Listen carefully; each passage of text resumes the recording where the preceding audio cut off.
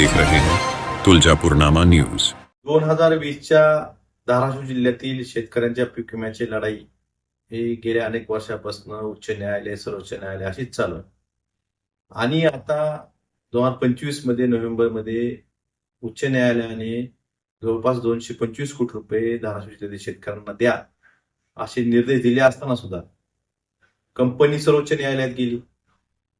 सर्वोच्च न्यायालयात राज्य सरकारनं भूमिका योग्य न मांडल्यामुळे, शेतकऱ्यांची बाजू योग्य पद्धतीने न मांडल्यामुळे दुर्दैवानं जे 93 कोटी रुपये जिल्हा स्तरावर उपलब्ध झाले होते ते परत न्यायालयाकडे जमा करण्याची नामुष्की राज्य सरकारवर आलेली आहे।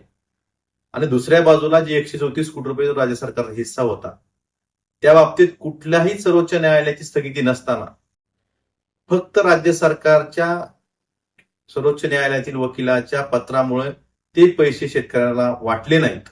मी याबाबत विधानसभेत हा आवाज उठवला होता, कृषी मंत्र्यांनाही भेटलो, पण राज्य सरकारची भूमिका ही बोटचेपी आणि कंपनी धाजी नसल्यामुळे हे 225 कोटी रुपये शेतकऱ्यांना अद्याप मिळू शकलेले नाहीत। आणि जे 93 कोटी रुपये जिल्हा स्तरावर उपलब्ध झाले होते ते सुद्धा परत सर्वोच्च न्यायालयाकडे जमा करण्याची नामुष्की सरकारवर ओढवलेली आहे। हा निर्णय राज्य सरकारच्या चुकीच्या भूमिकेमुळं, कंपनी धार्जिन भूमिकेमुळं ही नामुष्की धाराशिव जिल्ह्यातील शेतकऱ्यावर आलेली आहे।